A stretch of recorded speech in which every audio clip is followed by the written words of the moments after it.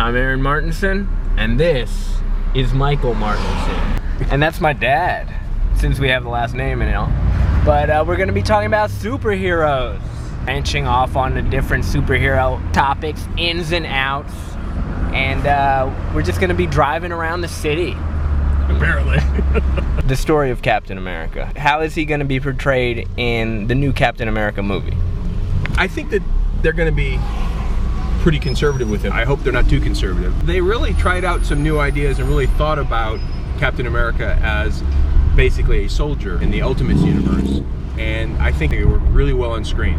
Because essentially when we grew up with Captain America, he had a secret identity, might have some association with some government agency because he knew some guys from the Second World War, but he's basically just a superhero. And the reality was, the real Captain America started before there were superheroes. Right. Essentially during war. He was a soldier that was not very good, and they fixed him. They created the first super soldier. And you can sort of see that they have that in the film. You have Captain America actually in combat. He's not even wearing his helmet and goggles, which is also taken from the Ultimates universe. Right. But he's actually, you see his whole face, and everybody, all the soldiers around him know who he is, because you don't have a secret identity. You're basically a symbol of Americans are fighting for freedom. So you're like very strong, and so we want to put you forward as somebody that'll like charge up the troops. And really carry that through in the Ultimates universe. There's a scene, actually, a wonderful scene where you first meet Captain America in the 40s in the Ultimates, where they're on a plane with these soldiers, and these soldiers have never met him before, and they're getting ready to jump off this plane, and the soldiers are grousing to themselves, oh yeah, the brass is some genius, some pretend guy that's just in Stars and Stripes magazine that really doesn't, you know, he's just a regular guy. You know, and they're not impressed by him at all, and he gives a little speech, and they're like, they don't say anything, and at some point he's getting ready to jump, and they think he's an idiot because he's going to jump without a parachute, and he turns around and responds, he says, you know what, parachutes are for pussies.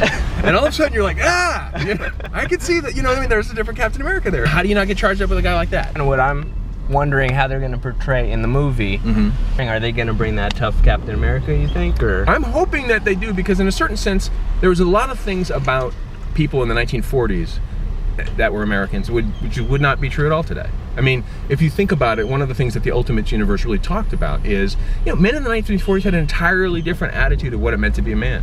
It wasn't like being in connection with your feelings or talking to your girlfriend. It was like you got married and you settled down, and so when he comes in the future in the Ultimates universe, he doesn't even know how to talk to a woman. He knows how to dance with her and romance her and all that. So, I mean, there's a lot of elements which you think about which really would be true of a regular person, whether you know, a soldier or not. That's no longer true of us as a culture. You know, that a girlfriend expects you to be able to tell you how you feel. I mean, that, in the 1940s, I was like, what are you talking about? You know what I mean? Right. So, and then the other thing is, you know, religion's different. Obviously, race is different. You know, and you get that sense. I have a feeling that they're not going to really go all the way into that. In the real world, the Americans tested syphilis virus on black people and let them die to see how it worked. It's called the Tuskegee experiment. Where thousands and thousands of men were infected with something that would drive them insane and kill them and kill their families. Wow. And they just let it happen. And that's true. And so they made a cap cartoon out of that on that premise, saying, well, they wouldn't give this to a white man until they knew it was safe. So they created 5 super soldiers that were black, and 4 of them went totally wrong. I doubt they're gonna do that. I mean, I doubt because that's, I mean, it would be interesting, but you want to establish the character before you do that. It might be worth going into if you needed to revitalize the series. There's so much backstory here. Yeah. You know? I mean, isn't Captain America rooted in history, would you say? Of course, he's a fictional character. Right. But how did Captain America start? Well, see, now that's an interesting question. Much like Superman, and much like Batman, I believe that Captain America was one of the first Second World War era, late 1930s, early 1940s heroes, and that he was created by, I'm pretty sure, almost all of the superheroes were created by Jews. I think we've talked about this. Just like Superman was their answer to the Nazi Superman, which is Uberman. Superman was the Jewish answer. Yeah, well, you know what? Our guy grew up in Kansas, and he like takes care of dogs and helps people cross the street and stuff. You know what I mean? Right. We got your Superman right here, buddy. Same sense, that's who Captain America was. He probably more than any of the other Marvel characters, just about, he's grounded in our own history as a culture. Was it a rivalry with Germany at all, or? That's what I'm saying. We were fighting the Germans, and this was a symbol of that fight.